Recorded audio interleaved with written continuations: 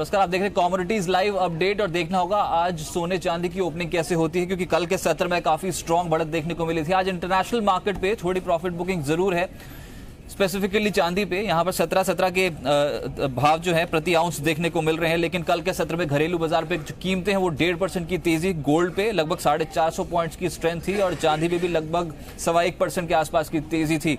और ये geopolitical tension है उसका साफ तौर पर असर सोने की कीमतों में पिछले कुछ दिनों में देखने को मिला है। क्रूड कल के सत्र में 3% ज्यादा का उछाल। आज इंटरनेशनल मार्केट पे कोई बहुत बड़ी चाल तो नहीं दिखाई दे रही है, एटलीस्ट शुरुआती सत्र में। मेरे साथ बीरेन वकील जी, सीईओ पैराडाइम कमोडिटी के मौजूद हैं और साथ ही साथ Madhavi Mehta, senior research analyst Kotak commodity की। आप दोनों का बहुत बहुत स्वागत है। बीरेन जी, सबसे पहले ये सोने और चांदी पे आप अब एक तो त्योहारी सीजन के चलते क्या लगता है खरीदारी बढ़ेगी, और दूसरा जियोपॉलिटिकल टेंशंस, ये दोनों ही जो ट्रिगर्स हैं क्या वो यहाँ से क्रूड को और बेहतर स्तर तक ले जा सकते हैं? 4 इवेंट अनएक्सपेक्टेड हुई। फेड का हॉकिश होना, चाइना यूके का डाउनग्रेड और जर्मनी में मर्केल की विक्ट्री बेहद कमजोर रही। तो ये देखते हुए ऐसा लग रहा है कि वापस गोल्ड में तेजी का रुझान आएगा। मैं भी 1350 देखेंगे। इंडिया में रुपये बेहद कमजोर लग रहा है, शायद 36 लग रहा है। तो इंडियन टर्म्स में है वी में 30,800, 31,000।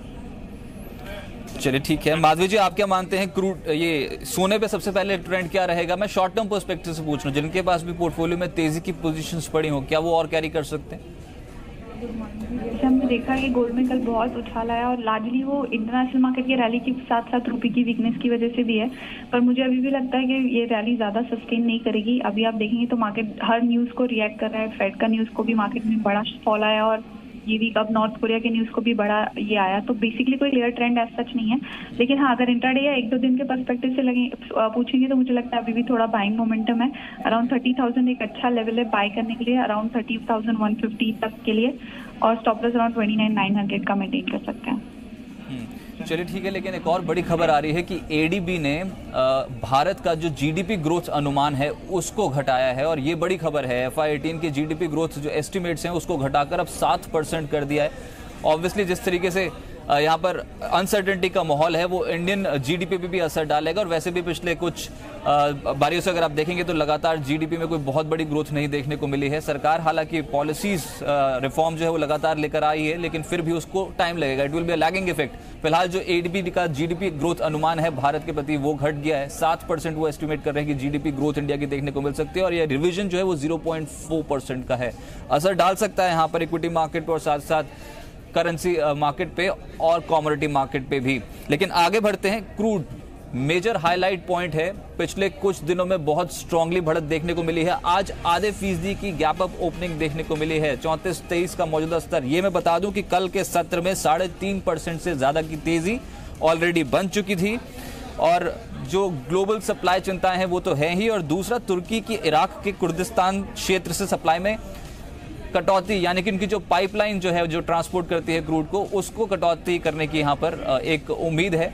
वो एक पॉजिटिव असर डाल रही है क्रूड पे। सिल्वर आधे फीसदी के गेंस दिखाई दे रहे हैं। कल के सत्र में भी तेजी थी 1.25% के आसपास की, और जो गोल्ड है उसमें 90 पॉइंट्स की बढ़त के साथ फिलहाल कामकाज हो रहा है। तो ये तीनों ही कमोडिटीज पॉजिटिव फ्रंट पे आज शुरुआत देखने को मिली है। नेचुरल गैस कल के सत्र में मुनाफा वसूली थी, आज शुरुआती सत्र में तेजी बन गई जो इसको 191.50 तक ले जा रही है। MCX कॉपर कल के सत्र में फ्लैट ट्रेड था, आज 1% के आसपास की तेजी के साथ खुला है MCX पर 428 के लेवल के पार। इसके अलावा निकल पे लोअर लेवल से कुछ खरीदारी और देखने को मिली है। कल के सत्र में फ्लैट क्लोजिंग होती हुई नजर आई थी, आज फ्लैट टू पॉजिटिव बायस के साथ ट्रेड हो रहा है। जिंक बहुत अट्रैक्टिव रिटर्न्स थे, कल 2.5% की तेजी, आज 206.50 का मौजूदा स्तर, 1/4% के आसपास की तेजी है।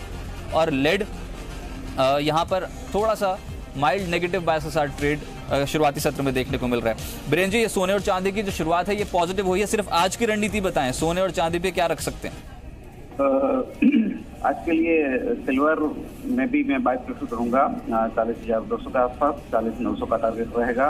और गोल्ड में भी 30,000 के आसपास बाइंग प्रेफर करूंगा, 30,200 का टारगेट। अच्छा बीरेन जी, चांदी में स्पेसिफिकली कोई खरीदारी का मेजर कुछ पॉइंट है क्या, क्योंकि बेस मेटल्स पे अभी उतनी बड़ी चाल तो नहीं बनी? चांदी में मुझे ऐसा लग रहा है कि काफी टाइम से कंजेशन है, और इसका जो मैं यील्ड वेव के हिसाब से जो देख रहा हूँ तो मुझे मीडियम टर्म इसमें 42,000 तक का टारगेट मिल रहा है। अच्छा, ठीक है। माधवी, आपकी राय क्या होगी चांदी पे और सोने पे आज के दिन की रणनीति कैसे बनाए? इंट्राडे पर्सपेक्टिव से मुझे लगता है ओवरऑल जो बुलिश मोमेंटम गोल्ड में और बेस मेटल्स में भी है वो शायद बरकरार रहेगा और वो सिल्वर में भी रिफ्लेक्ट करेगा। करंट दिसंबर कॉन्ट्रैक्ट के लिए अगर देखें तो 40,100 अच्छा लेवल है बाय करने के लिए, 40,800 के टारगेट के लिए और 39,800 का स्टॉप लॉस। अच्छा बीरेन जी, ओपेक का आउटपुट कर्व तो है ही क्रूड पे जो एक ट्रिगर के तौर पे काम कर रहा है। ये आज एक खबर तुर्की से भी निकल आई है कि इराक के कुर्दिस्तान क्षेत्र से सप्लाई को रोक सकते हैं, जो पाइपलाइन इन्होंने बिछा रखी है वो और असर डालेगा क्या क्रूड की कीमतों पे? मतलब मिडिल ईस्ट, नॉर्थ अफ्रीका जो क्रूड का काफी मेजर सप्लायर है ग्लोबली, वहाँ वापिस थोड़ा प्रॉब्लम दिखने लगा है। बट बेसिकली मैं ऐसा मानता हूँ कि जब तक बिगेस्ट IPO जो आने वाला है क्रूड ऑयल की कंपनी का वो नहीं आएगा, तब तक इसमें बाय हुक और क्रूड को मेंटेन किया जाएगा। अच्छा, मैं इसलिए भी पूछ रहा था ना कि आज इक्विटी मार्केट में एकदम से एक्सप्लोरेशन कंपनियां चल पड़ी हैं। माधवी, आपकी राय क्या होगी क्रूड को लेकर? क्रूड एक्चुअली अच्छा मोमेंटम है, पॉजिटिव। काफी दिन बाद $51 सब अच्छे से ब्रेक किया और ऊपर क्लोज भी दिया, तो मुझे लगता है इंट्राडे पर्सपेक्टिव से तो अभी भी काफी तेजी है। और नेक्स्ट ट्रिगर अभी इन्वेंट्री रिपोर्ट है, तो उसके पहले मुझे लगता नहीं नीचे कोई करेक्शन आएगा। तो इंट्राडे पर्सपेक्टिव से अभी भी बाय कर सकते हैं। 34 से अच्छा लेवल है अक्टूबर कॉन्ट्रैक्ट में बाय करने के लिए, 3480 के टारगेट के लिए और 3360 का स्टॉप लॉस मेंटेन कर सकते हैं। अच्छा, ये कमोडिटी इसलिए भी इंपॉर्टेंट है क्योंकि जून महीने के लो से लगभग 22% के आसपास का एक बढ़त, एक एस्केलेशन देखने को मिला है क्रूड पे और लगातार अब ये जो कीमतें हैं ये बढ़ती चली जा रही हैं। 28 महीने के उच्चतम स्तर पे ब्रेंट क्रूड कामकाज कर रहा है। बेस मेटल्स पे रणनीति क्या होगी बीरेन जी, और एक कमोडिटी बताएं आज इंट्राडे के लिए?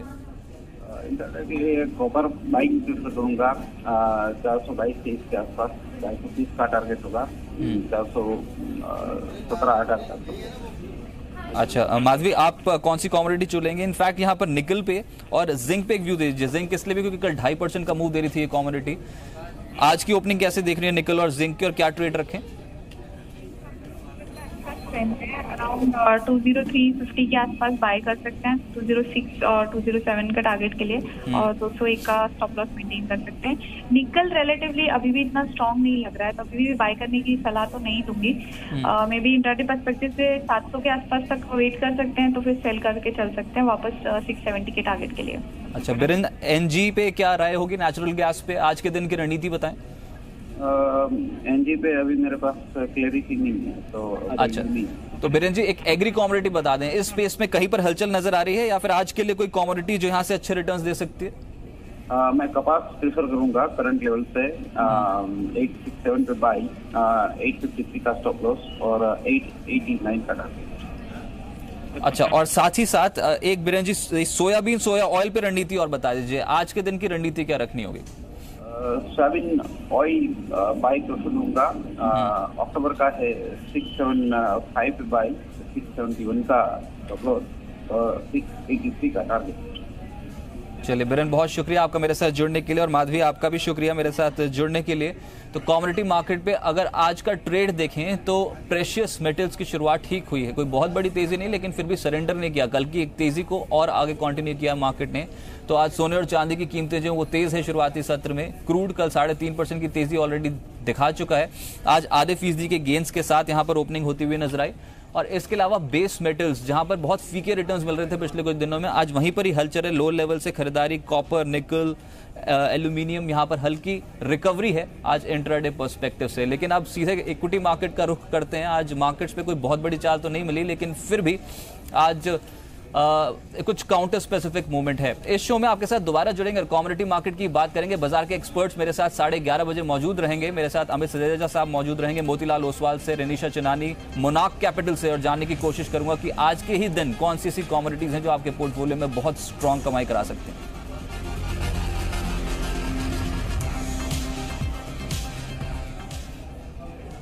चलिए, अनीशा और विवेक मेरे साथ इसमें जुड़े हैं। तो कमोडिटी मार्केट पे विवेक, आज के सत्र में वही क्रूड और गोल्ड ही अट्रैक्टिव लग रहे हैं, इक्विटी मार्केट का क्या हाल है? बिल्कुल ठंडा है आज मार्केट रजत। ठंडा है पर सवाल बहुत सारे हैं क्योंकि पिछले 2-3 दिन में मार्केट्स काफ़ी गिर चुकी है। कुछ इन्वेस्टर्स अपने पोर्टफोलियो को लेके शायद थोड़े चिंतित हैं। हमारे पास सवालों का सिलसिला शुरू हो गया है, हमारे पास सवाल आने लग गए हैं हमारे व्यूअर्स से। हमारे पास हमारा फर्स्ट क्वेरी है जो हमें मिस्टर राजकुमार जैन सूरत ने भेजा है। उनके पास आईजी पेट्रो के 25 शेयर्स है जो उन्होंने 597 रुपीज़ में लिए हैं। अट्रैक्टिव प्राइस में उन्होंने आईजी पेट्रो के स्टॉक लिए हैं। हमारे पास हमारे 2 गेस्ट हैं, सुमित बागाड़िया, विवेक महाजन हमारे साथ जुड़ेंगे। सुमित से पूछ लेते हैं क्या करना चाहिए आईजी पेट्रो के साथ। सुमित, चार्ट्स पे तो स्ट्रॉन्ग ही लग रहा है, क्या करना चाहिए हमारे इन्वेस्टर को? उनको प्रॉफिट्स बुक करने चाहिए क्या?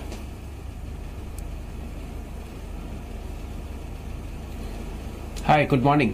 नहीं, प्रॉफिट्स अभी बुक नहीं करना चाहिए, होल्ड करना चाहिए। इनफैक्ट यहाँ से अभी और भी तेजी देखने को मिल सकती है। स्टॉक का स्ट्रक्चर कंटिन्यूसली तेजी का रहा है और ये स्टॉक में एक अच्छी तेजी हमने देखी है। यह भी 625 के आसपास ट्रेड कर रहा है, यहाँ से और भी तेजी का मूव हमको देखने को मिल सकता है। स्टॉक यहाँ से इमीडिएटली ऊपर में हमें 670 से 700 तक के लेवल्स दिखा सकता है। आई थिंक पोजीशंस को होल्ड करके चले, जब तक ये स्टॉक नीचे में 605 या 600 के नीचे नहीं जाता है तब तक कोई घबराने वाली बात नहीं है। अगर उसके नीचे गया तो ही थोड़ा सा टेंशन या पैनिक होगा। जब तक वो लेवल्स नहीं टूटते तब तक पोजीशंस होल्ड करें। चाहे तो ये प्रॉफिट में ट्रेलिंग स्टॉप लॉस भी लगा सकते हैं 605 का, और ऊपर में जैसे ये स्टॉक 630 635 के ऊपर सस्टेन करता है तो 670 से 690 तक के लेवल्स हमको इजीली वेरी शॉर्ट टर्म में देखने को मिल सकते हैं। होल्ड की सलाह रहेगी। चलिए मुंबई चलते हैं जहां से दिनेश है हमारे साथ तब फोन लाइन पर। Good morning Dinesh. Dinesh good morning. Good morning ji, कैसे हैं आप? भाई ठीक है सर। बताइए क्या है आपका आज का सवाल? मेरे पास IFCI है जी। हाँ, 2500 शेयर है 33 के बाबू से। 33 में लिया आपने? हाँ जी। अभी 23 का हो गया है। हाँ। और एक BPL है 1000 शेयर सर। कौन सा? BPL? हाँ जी। ओके, वो कितने पे लिया आपने? 99 में। 99 रुपीज में। हाँ जी। चलिए सुमित, पहले तो आप IFCI पे बता दीजिए इनको क्या करना चाहिए।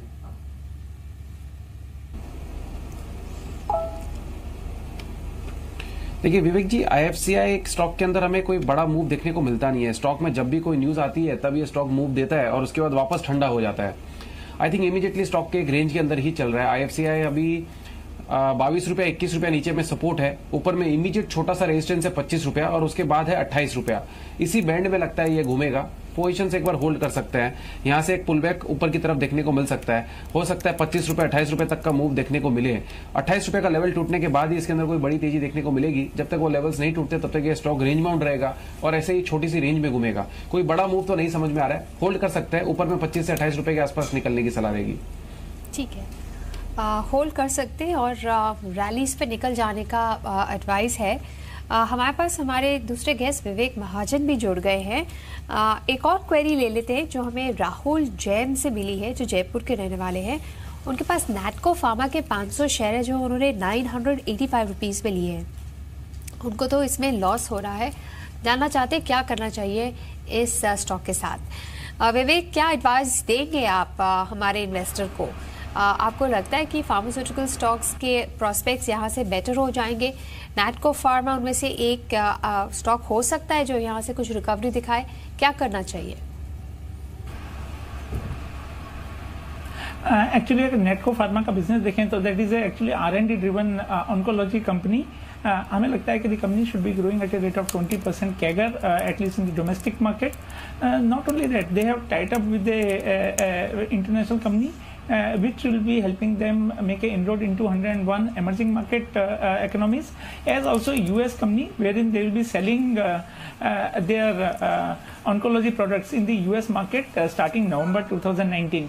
हमें लगता है कि 20% प्लस का इसका CAGR रिटर्न आना चाहिए अर्निंग पे over next 2 years. We had seen the stock falling very sharply over last 2 months or thereabout after a launch of a particular drug got delayed. हमें लगता है it is a matter of time, the stock should come back, hold on to the position, may be 15 to 20% upside in 1 year is very much on cards. चलिए अब अरविंद जुड़ रहे हैं हमारे साथ। Arvind, good morning. Good morning sir. जी, कौन से शेयर हैं आपके पास? हाँ सर, कल्पतरू पावर का शेयर है मेरे पास। ओके। क्या शेयर है? आपकी थोड़ी लाइन खराब है। चलिए, आपका सवाल मिल गया। कल्पतरू पावर। विवेक, इसमें क्या कहेंगे आप? देखिए, जो कल्पतरू पावर है, it is one of the better performing companies particularly in the infrastructure space. Having said that, हमें लगता है कि इस स्पेस में still the challenges are very many. It is better to play safe in this market rather than be sorry. हमें लगता है कि इसमें से पोजीशन निकालना चाहिए। We remain very bullish on the infrastructure sector space, लेकिन हमारा उधर फोकस है ओनली टुवर्ड्स सीमेंट। दो स्टॉक में रिकमेंड करूंगा which we are recommended in the past as well. One is OCL, Odisha cement limited. Stock is quoting around 1240-1250 level. हमें लगता है stock is a potential doubler in next 2 years। The other one is Birla corp. Stock is quoting at 910-920। हमें लगता है इसमें 30-35% earning CAGR आना चाहिए और रिटर्न आना चाहिए ओवर नेक्स्ट 2 years। ठीक है, तो होल्ड रखने का एडवाइस है। हमारे पास हमारे नेक्स्ट कॉलर है अमित, जो हमें सूरत से फोन कर रहे हैं। अमित, गुड मॉर्निंग, क्या सवाल है आपका? मैंने 500 IDFC और 500 IDFC बैंक शेयर्स लिए long term. Is it good और सोल्ड? अमित, आपने यही 2 शेयर क्यों खरीदे? किसके एडवाइस पे लिए आपने? आप लॉन्ग टर्म के लिए रखना चाहते हैं? हाँ, इज इट गुड्स? मैंने लॉन्ग टाइम के लिए लिए है, लेकिन ये अच्छा है लॉन्ग टाइम रखने के लिए? ठीक है, पता करते हैं। क्या कहेंगे आप विवेक, जो उन्होंने इन्वेस्टमेंट किया है IDFC और IDFC बैंक? अब काफ़ी लोग कहते हैं कि अगर आपको न्यू एज बैंक्स लेने तो आप RBL लीजिए। आपको लगता है कि IDFC बैंक भी अच्छे रिटर्न दे सकता है? और जो IDFC का एग्जिस्टिंग पोर्टफोलियो है, जो का म्यूचुअल फंड्स का बिजनेस है, आगे चल के अच्छे रिटर्न्स दे सकता है लॉन्ग टर्म में? पहले तो IDFC लिमिटेड देखें तो that is a holding company for IDFC bank. They hold 53% equity in IDFC bank. Not only that, they are also having, as you rightly said, investment in other businesses. जो IDFC bank itself is bogged down because the main focus area of that company was in infrastructure space. हमें लगता है कि उसमें the stress on the balance sheet is pretty high and the core business is not growing. They are looking at growing into other areas and the visibility seems to be missing. So there is a question mark on the asset quality, no visibility on the earning growth. तो optically stock देखने से लगता है कि cheap valuation पे coat कर रहा है, लेकिन हमें लगता है it will continue to quote on a cheap valuation on account of absence in any trigger in near future. हमें लगता है दोनों स्टॉक में से निकल जाना चाहिए।